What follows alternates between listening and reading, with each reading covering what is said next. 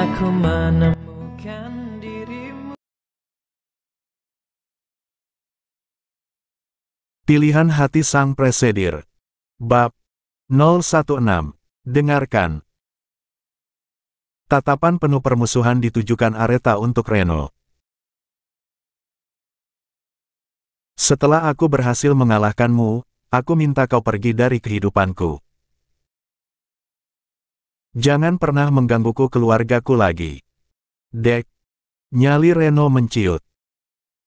Kesombongannya menghilang seketika.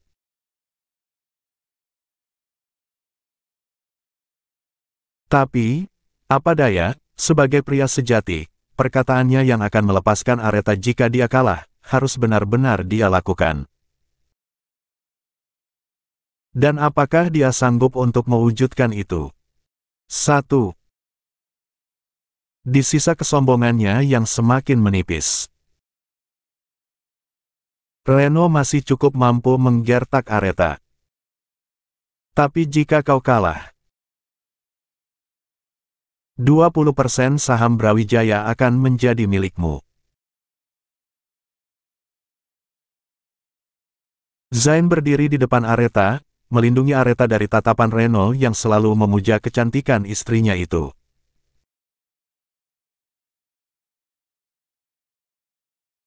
Dan ingat, setelah kau mendapatkannya, seperti permintaan istriku tadi, aku ingin kau benar-benar menghilang dari kehidupannya. Baiklah, aku setuju. 225. Untuk sementara, Reno akan mengambil jalan paling aman, yaitu menyelamatkan Sanjaya. Mengenai Aretha akan dia pikirkan lagi setelah dia berhasil mendapatkan saham Brawijaya. Aretha menenautkan jari jemarinya pertanda dia sedang gugup dan gelisah. Aku minta maaf, Mas. Ucap Aretha tertunduk. Dia duduk dengan tenang di samping Zain yang sedang menyetir. Aku yang harusnya mengatakan itu. Ucapnya terdengar lemah. Dia merasa sangat bersalah pada Aretha. Dia seperti menceburkan istrinya sendiri ke dalam sumur yang sangat dalam, di mana bahaya yang sangat besar sedang menunggunya. Tidak, Mas. Mungkin sudah saatnya aku sendiri yang harus menyelesaikan masalah ini. Reno tidak akan berhenti jika bukan aku sendiri yang menghentikannya. Tapi, kau sudah lama tidak mengendarai motor. Memang sudah lama, tapi bukan berarti aku tidak bisa kan, Mas. Percaya padaku. Zain mengusap pelan kepala Aretha. Setelahnya, Aretha meraih ponselnya di dalam tas dan menghubungi seseorang. Kak, aku pinjam motormu. Serius. Lia. Baiklah, tapi kau tidak boleh merusaknya, oke? Jujur aku ragu, apa kau masih sehebat dulu? Kak Aryan tenang saja. Jika aku merusak kendaraan kesukaanmu itu, ada Mas Zain yang bersedia menggantinya. Kelakar Aretha dan disambut senyuman tipis dari Zain. Oke. Aku akan menyuruh orang untuk mengirimnya. Makasih, Kak. Sama-sama. Hari yang ditunggu pun tiba. Zain terperangah melihat penampilan Aretha yang berbeda dari biasanya. Bad Girl, mungkin julukan itu sangat serasi untuk menggambarkan pakaian serba hitam yang Aretha kenakan saat ini. Sekali lagi, Zain terpesona dengan sisi lain sang istri tercinta. Aretha terlihat memiliki aura yang sangat dingin dan mengintimidasi. 226. Kurasa ini sebabnya, pria di klub motormu itu mengagumimu, batin Zain. Setelah berlatih beberapa hari dengan bantuan Aryan, Aretha mulai kembali ke dirinya yang dulu. Seorang racer wanita yang handal di lintasan balap. Sirkuit ditentukan di tempat Speed Devils biasanya berlatih. Sudah ada Reno di sana, nampak juga wajah Axel dan beberapa teman Aretha yang dulu selalu bergabung bersamanya. Sebenarnya, Zayn tidak rela jika Aretha melakukan ini semua. Tapi, dia bersikeras dengan menaruh harapan yang sangat besar agar dirinya terbebas dari gangguan Reno. "Bagaimana? Kau sudah siap?"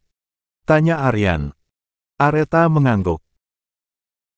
Zayn mulai cemas dan khawatir. Bukan kekalahan yang dia khawatirkan, tapi keselamatan Aretha. Aretha melihat kegundahan Zayn. Dia menghampiri sang suami. "Mas, aku sangat mencintaimu," ucapnya sembari tersenyum sangat manis. Tanpa malu-malu dilihat banyak orang, Zayn mencium bibir Aretha.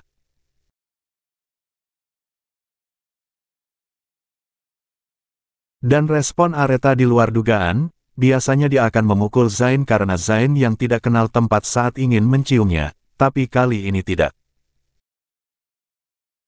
Aretha justru membalas ciuman lembut dan hangat dari Zayn.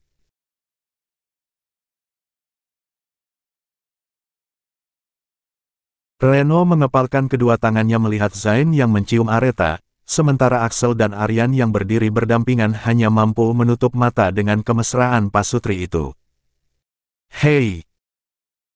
Lakukan itu di rumah saat kalian hanya berdua," tegur Aryan. Zayn melepas pagutannya dan mengusap bibir Aretha yang basah. "Hati-hati, sayang. Setelah ini, kamu harus mengajariku cara mengendarai motor itu." "Apa itu perlu?" Zayn mengangguk.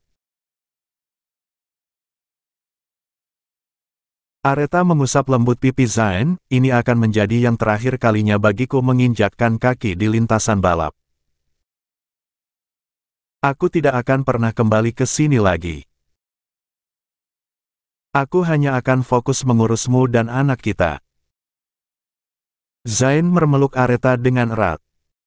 "Aku mencintaimu," ucapnya menciumi pucuk kepala Aretha.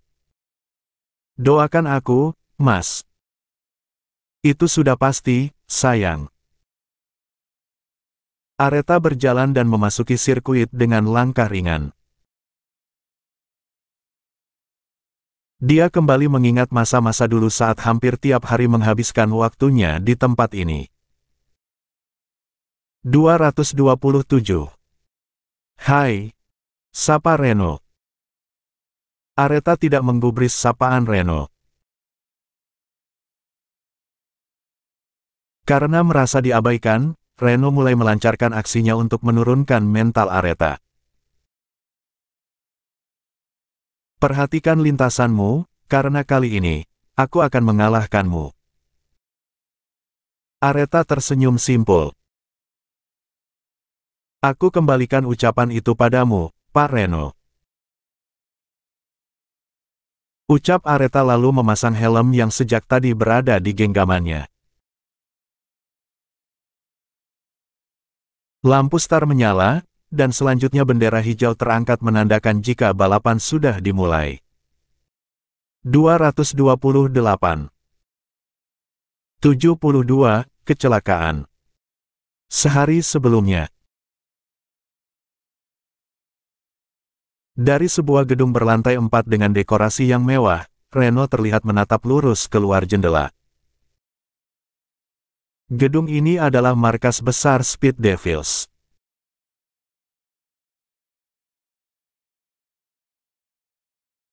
Menatap dari kejauhan arena balapan yang akan menjadi saksi bisu sebuah kenyataan, yang entah akan membuatnya tertawa bahagia atau sebaliknya, menangisi kekalahan yang sulit diterima. Helaan nafasnya terdengar sangat berat. Pintu terbuka. Kanaya berjalan menghampiri Reno yang sama sekali tidak peduli dengan kedatangannya. Kenapa? Kau takut? Reno bungkam. Sudah lama aku tidak melihatmu mengendarai motor. Apa kau yakin bisa melewati lintasan itu? Harusnya bisa. Memang harus, kau akan sangat malu jika dikalahkan oleh seorang wanita. Reno mengalihkan pandangannya dan kini menatap Kanaya. Sebenarnya dendam apa yang kau miliki pada Aretha? Kanaya balik menatap Reno dengan tajam. Bukan urusanmu. Apa pewaris kerajaan bisnis Mahawira jatuh ke tangannya sampai kau begitu membenci adikmu sendiri? Kanaya mendengus kesal. Jangan asal bicara. Reno tersenyum sinis dan kembali menatap sirkuit itu. Kanaya pun sama, netranya beralih ke tempat di mana mata Reno memandang. Apa kau punya rencana lain? Tanya Kanaya. Maksudmu? Jangan terlalu polos, sedikit berbuat curang untuk mendapatkan kemenangan tidak ada salahnya. Reno nampak berpikir. Menurutmu apa yang harus aku lakukan agar itu terwujud? Buat Aretha terluka. Kening Reno mengernyit. Sebelum putaran selesai, kau harus bisa menahannya agar dia tidak tiba pertama kali di garis finish. 229. Ada cara lain. Kanaya menggeleng, kurasa tidak ada.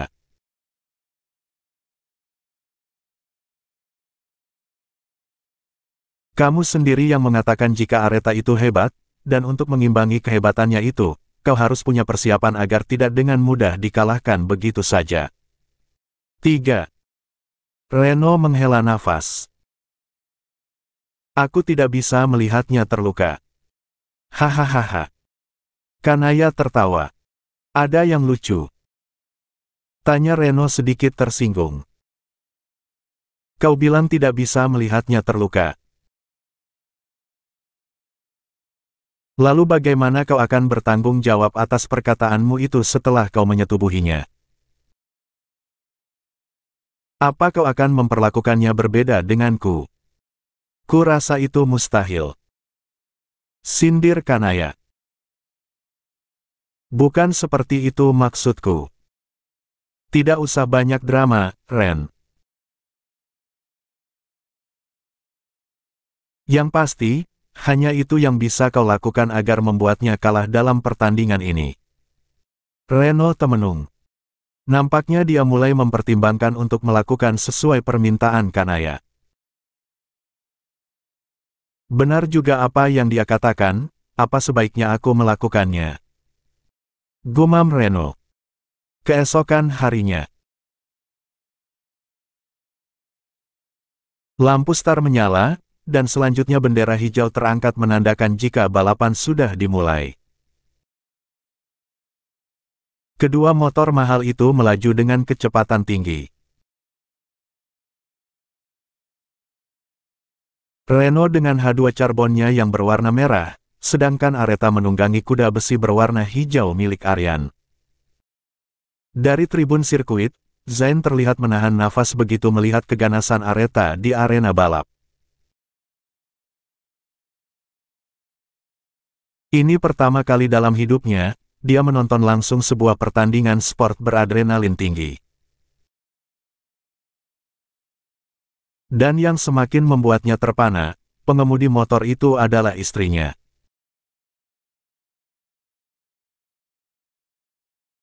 Wanita yang setiap malam menghabiskan waktu tidur di sampingnya, wanita yang beberapa minggu ini selalu memperlihatkan sisi manjanya. 10 lap telah terlewati dengan Reno yang memimpin jauh di depan. Axel dan beberapa teman lainnya mulai was-was. Jujur, mereka menaruh harapan besar pada Aretha. Apa mungkin setelah menikah, keahliannya berubah drastis ke level paling bawah? Ujar salah satu dari mereka. Tidak, ini lebih kepada dia yang jarang berlatih. Kamu tahu sendiri kan kehidupan tenaga medis itu seperti apa? Bela Axel. Tapi performanya sangat menurun. Itulah yang aku katakan tadi, dia kurang berlatih. 230. Zayn menyimak percakapan teman-teman Aretha. Karena tidak terlalu mengerti, Zayn pun bertanya pada Aryan. Jangan khawatir, aku yakin, Aretha bisa memenangkan pertandingan, ujar Aryan meyakinkan Zayn. Zayn terlihat begitu khawatir, dia mulai tidak tenang. Tersisa 10 lap lagi. Dan Aretha masih berada di belakang Reno. Aretha terlihat tetap tenang, tidak panik sama sekali. Hingga keajaiban terjadi. Di lap ke-18, Aretha memimpin di depan. Di sini, Reno mulai gelisah. Inilah yang selalu dia takutkan. Aretha sepertinya sengaja membuatnya berada di atas awan, hingga saat terlena, Aretha maju dengan segenap kekuatannya. Dan sepertinya, Reno harus merelakan Aretha. Bukan hanya saat ini, tapi selamanya. Karena di lap terakhir, Aretha finish 20 detik lebih cepat darinya. Dan itu menandakan jika pemenangnya adalah Aretha. Netra Zayn berkaca-kaca. Jujur, dia tidak pernah menyangka sang istri akan terlihat begitu keren saat berada di arena.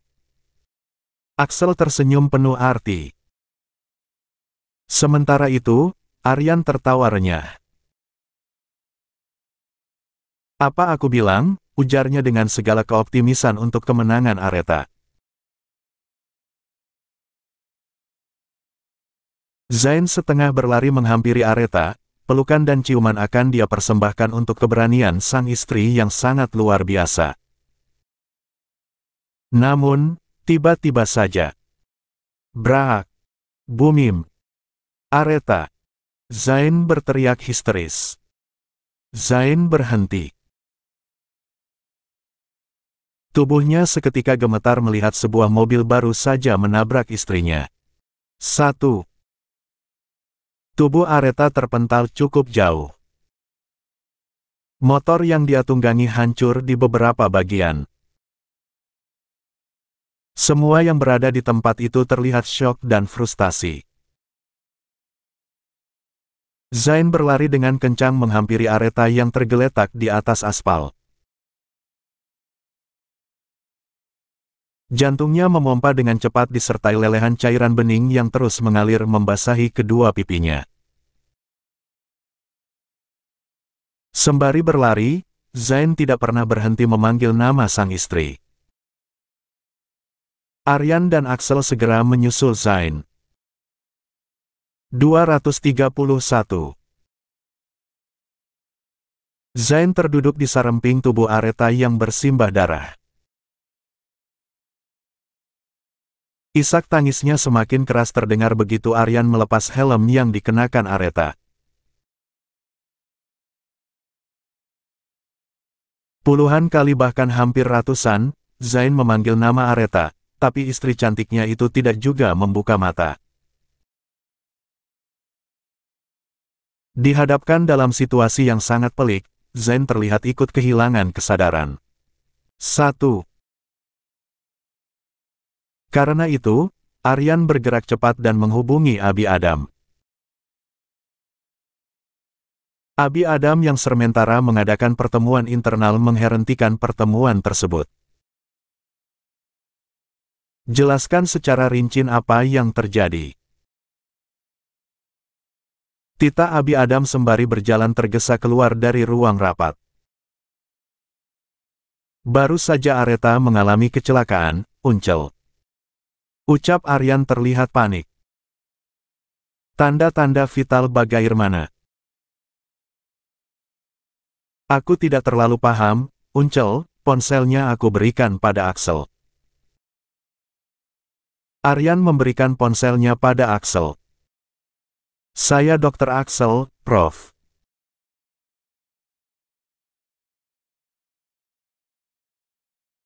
Kondisi Dr. Aretha saat ini, kesadarannya menurun, denyut nadi masih terabat tapi lemah, ada luka robek di bagian pelipisnya, dan beberapa luka terbuka di bagian lengan. Aku akan mengirimkan heli, bawa dia secepatnya padaku. Baik, Prof. Axel terus memantau kondisi Aretha. Begitu heli mendarat, Aretha segera dievakuasi dan diterbangkan ke Brawijaya. Sementara itu di Brawijaya, Abi Adam, Ezar dan Zara sudah menunggu kedatangan Aretha di atap rumah sakit. Beberapa peralatan termasuk bedside monitor sudah disiapkan. Tidak menunggu lama, heli mendarat.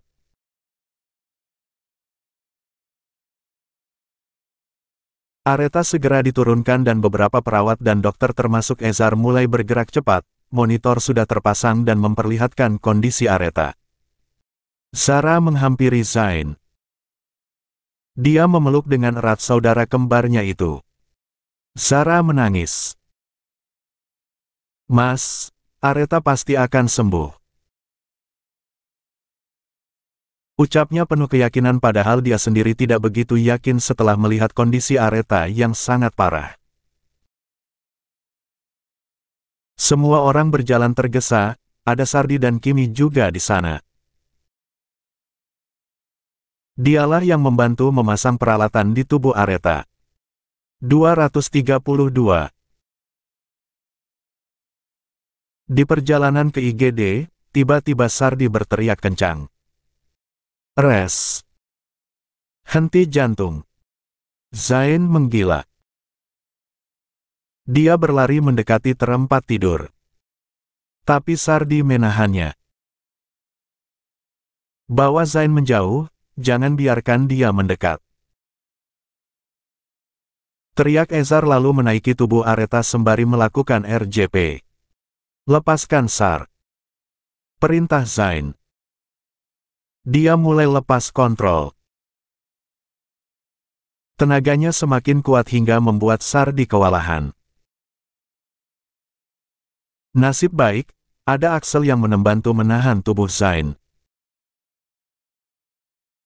Zara yang melihat situasi ini menutup wajahnya yang dipenuhi air mata. Harusnya di saat seperti ini, dialah yang akan menenangkan Zain. Tapi kenyataannya, Zara pun terlihat tidak kuasa menahan kesedihannya. 233. 73, bertarung dengan kematian. Reno menatap nanar tubuh Aretha yang tergeletak di aspal hitam. Ingin mendekat, dia merasa tidak punya wewenang. Bahkan bisa jadi dia dicurigai menjadi dalang di balik kecelakaan yang disengaja ini. Kenapa Reno bisa memastikan jika itu disengaja? Karena sirkuit ini dikhususkan untuk motor, dan akses mobil untuk masuk ke sana lumayan sulit. Jadi akan terasa aneh jika tiba-tiba ada kendaraan roda 4 yang melintas di sana. Semua proses yang dilakukan saat menolong Aretha disaksikan oleh netranya yang berembun. Dan apakah dia tahu siapa yang sengaja melakukan kejahatan itu? Tentu saja, ya siapa lagi jika bukan Kanaya. Begitu heli menerbangkan tubuh Areta ke Brawijaya, Reno pun bergerak ke arah yang berbeda. Reno mendatangi Kanaya di kantornya. Dengan kasar, dia membuka pintu tanpa mengetuknya terlebih dahulu. Kanaya yang sedang duduk di balik meja kerjanya tersenyum sinis begitu melihat kedatangan Reno.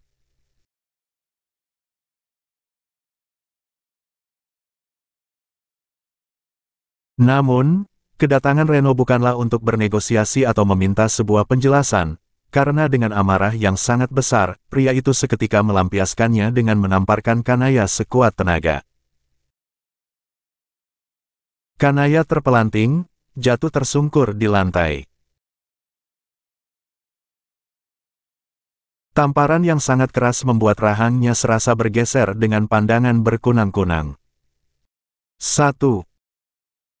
Sebenarnya, apa maumu? Pekik Reno. Kanaya mengusap dengan kasar ujung bibirnya yang berdarah. Dia mencoba bangkit, dan menghadapi Reno yang sedang dalam kondisi emosi yang tidak stabil. Plan B, seperti yang kukatakan kemarin. Aku sudah bisa memprediksi jika kau akan kalah, makanya aku membuat ini sedikit lebih ringan untukmu. Wajah Reno memerah, rahangnya mengeras dengan tangan yang mengepal kuat. Aku tahu maksudmu, dan sebenarnya aku pun menginginkan hal yang sama, tapi aku tidak menyukai caramu, Naya. Kau sudah keterlaluan. Apanya yang keterlaluan? Reno. Aku ingatkan padamu, sampai kapanpun, kau tidak akan pernah memiliki Areta. Oke, walaupun aku tidak bisa memilikinya, tapi setidaknya aku masih bisa melihat wajahnya. Tapi karena perbuatan. 234. Aku bisa saja tidak akan pernah melihatnya lagi di dunia ini.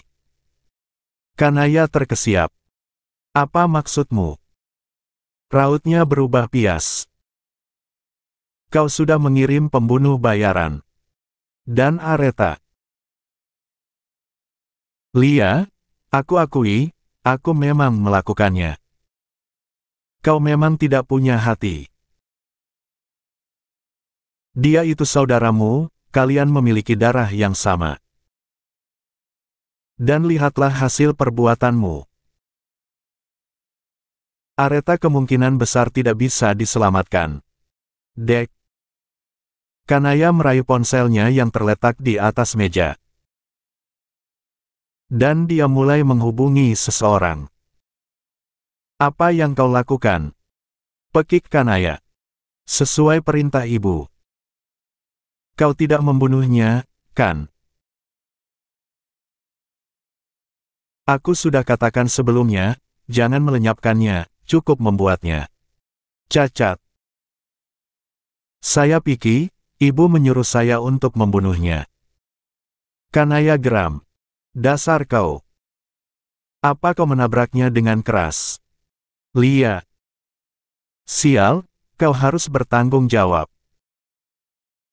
Tapi kenapa saya yang harus menanggungnya? Semuanya adalah perintah ibu, aku melakukannya sesuai arahan Anda. Dan satu lagi, ibu belum mentransfer sisanya. Saya tunggu sampai malam ini. Reno mengusap rambutnya kasar mendengar pembicaraan keduanya membuat amarah Reno meningkat ke level tertinggi. Begitu panggilan berakhir, Reno kembali memberikan bogem mentahnya ke wajah Kanaya. 1. Buff. Sekali lagi Kanaya harus berakhir mencium lantai nan dingin. 1. Ingat, kalau sampai sesuatu terjadi pada Areta, aku akan membuat perhitungan denganmu. Sementara itu di rumah sakit, Ezar melakukan RJP tanpa henti di atas tempat tidur yang sedang didorong dengan cepat menuju emergency room. Keringat sudah membanjir seluruh wajahnya. 235.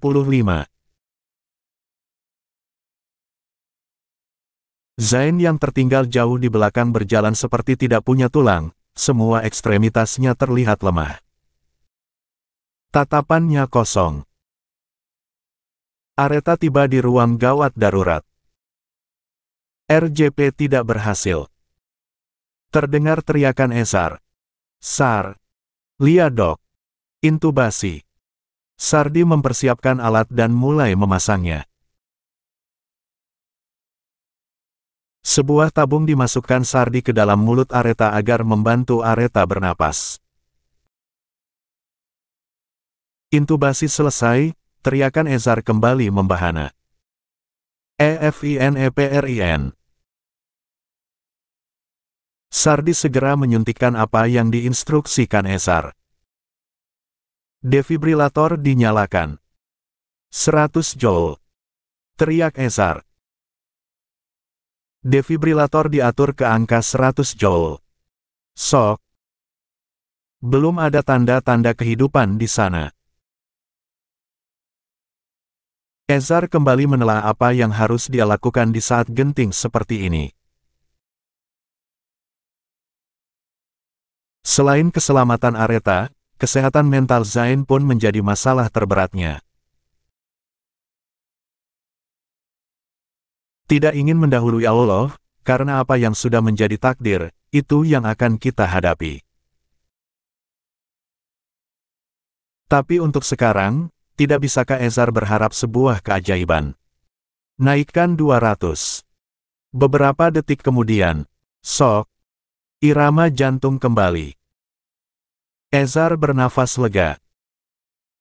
Begitupun dengan Abi Adam. Namun, kebahagiaan itu hanya sementara. Karena tiba-tiba saja Areta mengeluarkan banyak darah dari mulutnya. Dan seketika itu juga irama jantungnya berubah. Ventricle fibrilasi, ABI. Salah satu jenis gangguan irama jantung aritmia, yang membuat jantung tidak dapat memompa darah sebagaimana mestinya. 236. Lakukan eko USG jantung secepatnya. Perintah Abi. Sesuai perintah Abi, Ezar segera melakukan hal yang diminta mertuanya itu. Dengan seksama, Abi dan Ezar memperhatikan layar yang memperlihatkan jantung Areta. Seketika, keduanya saling tatap. Dorong ke kamar operasi secepatnya. Perintah Abi Adam setengah berteriak. Semua bergerak dengan cepat, Sardi mendorong tempat tidur ditemani Kimi dan beberapa perawat lainnya.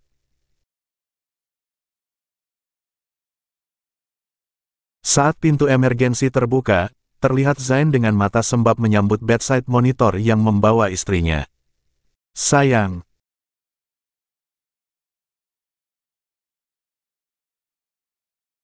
Zain melangkah di belakang dan setengah berlari mengikuti kecepatan kaki semua pejuang-pejuang kemanusiaan yang terlihat berjibaku dengan waktu untuk menyelamatkan nyawa seseorang pasien. Begitu tiba di depan kamar operasi, Ezar menghentikan langkah Zain. Mas, apa yang terjadi dengan istriku? Ventrikel kirinya robek dengan luas 35%. Mendengar itu, nyawa Zain seperti ikut melayang di udara. Cairan bening menetes di kedua pipinya. Ezar sangat mengerti apa yang dirasakan Zain. Mas, izinkan aku masuk. Ezar memegang kedua bahu Zain. Zain, tidak boleh. Ezar menjawab sembari menggelengkan kepala. Tapi Mas,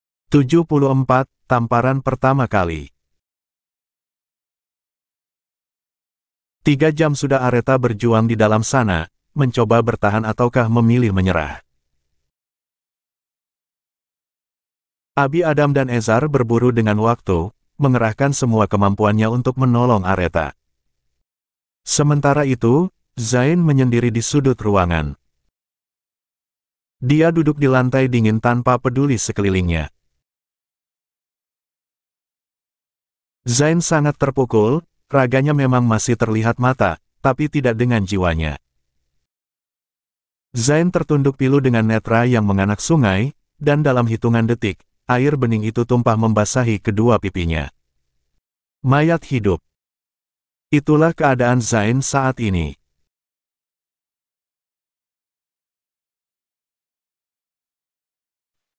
Lampu di atas pintu kamar operasi masih menyala menandakan jika sang istri masih sedang berjuang di dalam sana. Zain menatap pintu kamar operasi cukup lama.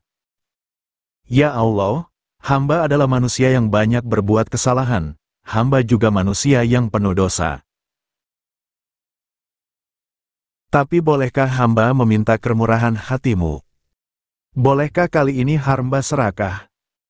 Hamba sangat membutuhkannya, jangan ambil dia dari hambamu ini ya Allah. Aku mohon. Hamba sangat mencintainya ya Allah. Bagaimana hamba bisa melanjutkan hidup jika kau mengambilnya dari hamba?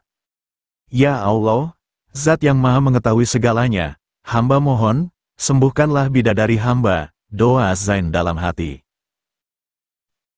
Dalam hidupnya, ini adalah cobaan terberat yang Allah berikan. Allah tidak akan menguji seseorang di luar dari batas kemampuannya. Begitulah yang Umi Aza selalu ucapkan. Tapi apa yang dikatakan Umi, nyatanya tidak berlaku bagi Zain. Untuk mengatakannya memang sangat mudah, tapi tidak dalam pelaksanaannya. Zain terpuruk. Dia terjebak dalam situasi yang sangat sulit dia hindari. Menyerah dengan keadaan? Harusnya tidak, tapi sulit baginya untuk bangkit. Dia yang dasarnya memang pendiam dan cuek, kini sifatnya bertambah ekstrim. Zain jadi sulit berkomunikasi, bukan tidak ingin berbicara. Hanya saja, otaknya tidak sinkron dengan hatinya. Itu terbukti ketika Umi Aza menghampirinya. Nak, makanlah dulu. Kamu belum menyentuh apapun sejak tadi. Sunyi. Zain tidak merespon. Atau minimal minum, ini. Umi Aza menyerahkan sebotol air mineral pada Zain. Tapi apa yang Zain lakukan? Dia mengambil minuman dari tangan Umi Aza dan menaruh botol itu tepat di depannya. Istriku juga belum minum, aku pun tidak akan melakukannya. 239. Umi Aza menghela nafas panjang. Zain, jangan seperti ini, dengan sikapmu, apa kau yakin Areta akan menyukainya? Tidak, sayang. Justru itu bagus Umi. Karena dia akan terbangun dan memarahiku. Ucapnya sembari menatap sendu pintu kamar operasi yang masih tertutup rapat. 1. Kali ini, Umi Aza mulai kesulitan membujuk Zain. Sejak kecil hingga anak tampannya itu berumah tangga, ini kali pertama Zain tidak mengindahkan perkataannya. Zain. Umi Aza mendudukkan tubuhnya di samping Zain. Wanita cantik itu meraih tangan sang putra dan mengusapnya dengan lembut. Allah memberikan Areta padamu untuk menguji seberapa besar rasa syukurmu, dan sekarang Allah memberikan musibah ini untukmu demi menguji kesabaran dan keimananmu. Allah tidak pernah salah pilih dalam memberikan ujian kepada umatnya. Dan ujian semua manusia itu berbeda-beda. Karena itu, kau harus lulus dalam ujianmu kali ini, nak. Agar kelak, keinginan dan kemauanmu ke depannya akan lebih mudah untuk dikabulkan Sang Halik. 1. Kenapa harus Areta? Kenapa harus dia, Umi? Kenapa bukan Zain saja? Areta pasti sangat kesakitan. Kenapa Allah tidak berhenti memberikan cobaan hidup padanya? Kenapa Umi? Tanya Zain beruntun. Cairan bening itu kembali meleleh di kedua pipi Zain. Melihat Zain menangis, Umi Aza tidak tahan. Kesedihan putranya benar-benar berada di level yang sangat menyiksa. Dia memeluk Zain dengan erat, memeluknya dengan penuh kasih sayang. Bagaimana kalau Allah lebih mencintai istriku, Umi? Apa yang harus Zain lakukan? Masih bisakah Zain melanjutkan hidup? Tanyanya disertai isak. Umi Aza pun tidak kuasa menahan air matanya. Hatinya hancur dan remuk melihat Zain kehilangan pijakan. Sementara itu, Kanaya terlihat mondar-mandir di ruangan kerjanya. Dia menggigit kuku-kukunya sembari berpikir keras. Apa Areta akan mati? Tidak, dia tidak boleh mati, dia adikku satu-satunya. Ucapnya sembari menangis. 3. Kanaya kembali mengingat masa kecilnya bersama Areta yang sebenarnya tidak begitu banyak yang bisa dikenang. Areta kecil tidak tinggal bersama dengan orang tuanya, melainkan tinggal bersama kakak Umi Nisa. Kanaya yang lahir beberapa tahun sebelum Areta justru bisa merasakan semua kasih sayang kedua orang tuanya. Jauh berbeda dengan Areta. Nanti setelah usia sekolah, Aretha kembali tinggal bersama orang tua aslinya. Lama hidup sendiri dengan kasih sayang yang berlimpah membuatnya merasa iri pada Aretha yang selalu mencuri perhatian Umi Nisa. 240. Setiap ada kesempatan, Umi Nisa terlihat lebih memperhatikan Aretha dibandingkan dirinya. Kecemburuan dan kebencian perlahan mulai terpupuk dengan baik. Terlebih, dalam akademik, Aretha jauh lebih unggul daripada dirinya. Dan kedua orang tuanya semakin mengagungkan Aretha, meski sebenarnya tidak demikian. Kanaya hanya melihat dari perspektif dirinya saja. Dia selalu merasa dinomorduakan padahal tidak seperti itu. Umi Nisa dan Abizaki mencoba selalu dekat dengan Aretha, mengingat jika masa-masa toddler putrinya itu tidak bisa dia ikuti sama seperti Kanaya. Puas menangis. Kanaya menghapus air matanya dengan kasar. Sebuah panggilan masuk melalui telepon genggamnya yang dia letakkan di atas meja. Kanaya meraih benda pipih miliknya, cukup lama dia menatap benda itu. Hingga panggilan berakhir dan terus terulang beberapa kali. Muak dengan suaranya, Kanaya pun menjawab panggilan dari uminya tersebut. "Lia, Umi," jawabnya dengan nada kesal. Terdengar suara tangisan dari balik telepon membuat Kanaya semakin jengah. "Kalau Umi hanya ingin menangis, aku tutup teleponnya. Kamu ke rumah sakit sekarang juga, Nay. Adikmu mengalami kecelakaan," ucap Umi Nisa di sela isak tangisnya. "Baiklah," ujar Kanaya singkat, lalu mengakhiri panggilannya secara sepihak. Dengan langkah berat, Kanaya meraih tasnya dan meninggalkan perusahaan. Kanaya tiba di rumah sakit. Berjalan seperti biasa seakan tidak ada yang terjadi. Dari kejauhan, Kanaya sudah bisa melihat wajah-wajah penuh kesedihan di depan sebuah ruangan. Kanaya memutar bola matanya jengah melihat pemandangan menjikan itu. Tinggal beberapa langkah lagi Kanaya akan melihat tangisan uminya, tapi sebuah tangan menarik tangannya dengan keras. Kanaya terkejut. Apalagi setelah melihat siapa yang menghalangi jalannya. "Kenapa? Masih mau menamparku? Belum puas?" pekiknya. Reno menutup mulut Kanaya yang terlalu berisik. "Diam." Setelah memastikan jika Kanaya tidak lagi bersuara, Reno melepas tangannya.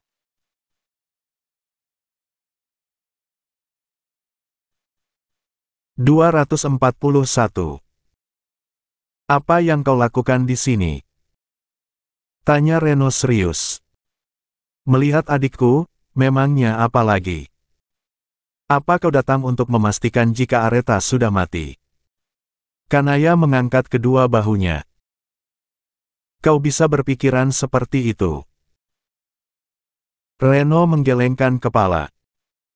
"Kamu sakit, Naya. Maksudmu?" "Walaupun aku bukan kakak yang baik untuk Rafael, tapi aku tidak pernah membuatnya hidup dalam penderitaan.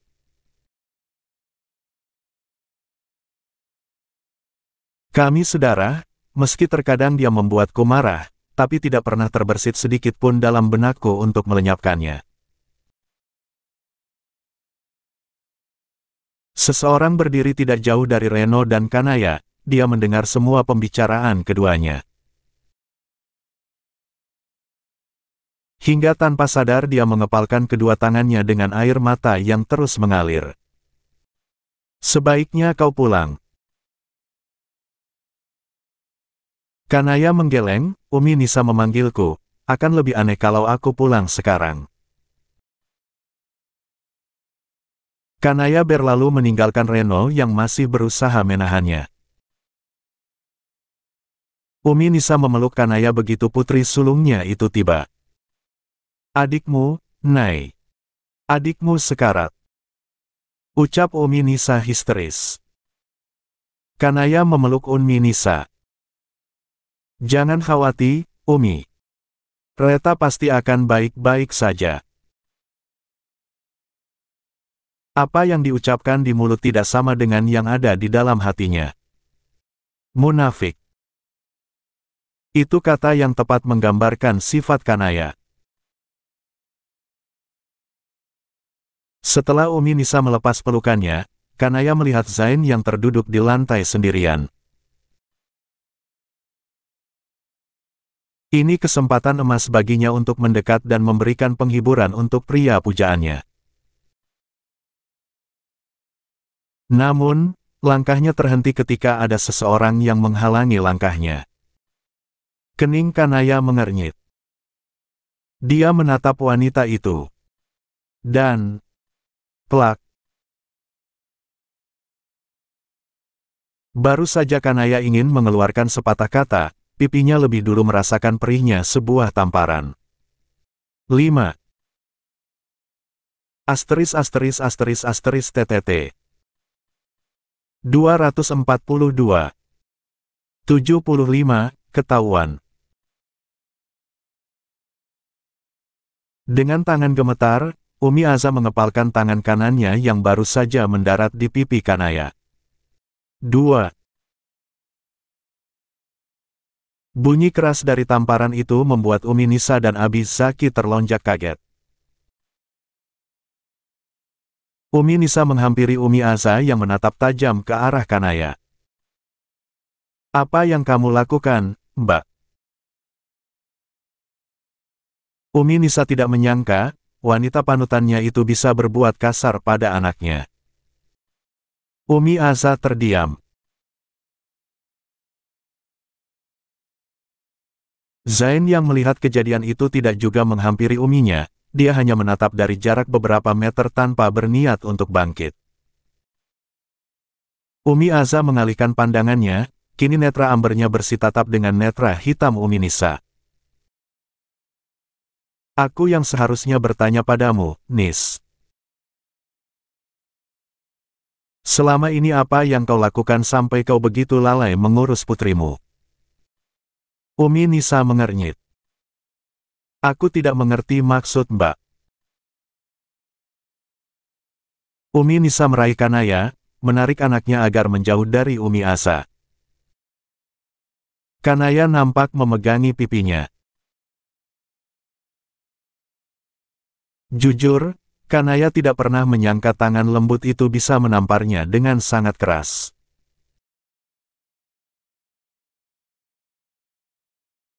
Itu karena yang dia tahu, Umi Aza adalah wanita terhormat yang tidak pernah melakukan perbuatan yang kasar, seperti yang dia lakukan barusan. Umi Aza menunjuk ke pintu kamar operasi. Di dalam sana, itu adalah putrimu sekaligus putriku juga. Kau mencintainya sama sepertiku. Meski dia lahir dari rahimmu, tetap saja aku menganggap Areta adalah anakku sendiri. Umi Nisa terdiam, tangannya masih merangkul erat pundak Kanaya. Kenapa tante menamparku? Apa salahku? Kanaya mencoba membela diri. Tanpa sadar, Umi Aza menitikkan air mata. Naya, jujur pada Umi. Apa yang membuatmu begitu membenci adikmu sendiri? Umi Nisa melongo. Kini dia menatap Kanaya. Nay, apa maksud perkataan Mbak Aza? Coba jelaskan pada Umi.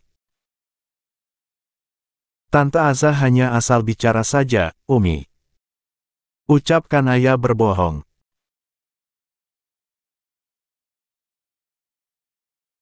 Mereka masih mencoba menggali kejujuran Kanaya, tapi tiba-tiba Zain datang memecah ketegangan dengan menarik Kanaya, mengangkat tubuhnya dan mencekiknya. Semua yang berada di depan kamar operasi tersebut jadi syok dan nampak sangat terkejut, tapi ekspresi itu tidak.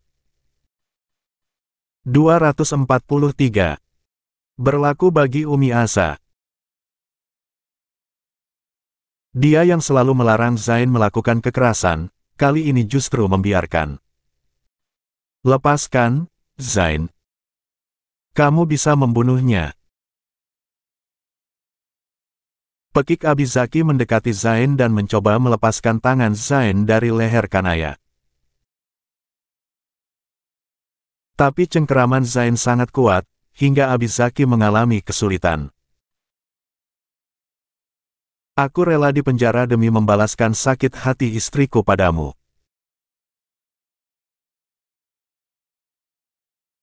Aku tidak tahu akan bagaimana hancurnya dia saat mengetahui jika kakak satu-satunya adalah otak dari semua penderitaan yang dia rasakan selama ini. Kata Zain geram.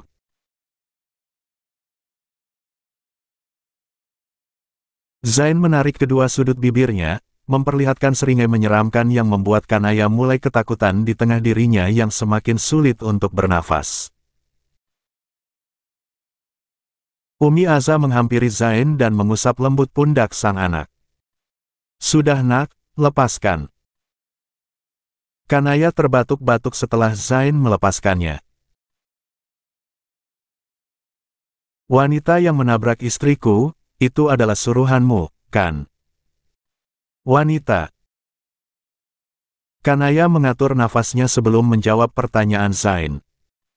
Kanaya menggeleng. Abizaki justru menatap Zain. Terlihat di sini jika dia kebingungan. Jika bukan kau, lalu siapa? Reno. Kanaya mengangguk. Bagaimana kau bisa yakin jika pelakunya adalah Reno? Karena kau mengatakan jika dia wanita, dan aku tidak pernah menyuruh seorang wanita, jadi itu pasti Reno. Ujarnya kelepasan. Tidak pernah menyuruh wanita. Jadi kau menyuruh seorang pria. Dek. Spontan, Kanaya membulatkan matanya. Dia ketahuan, dan apesnya itu di depan Abi dan uminya sendiri.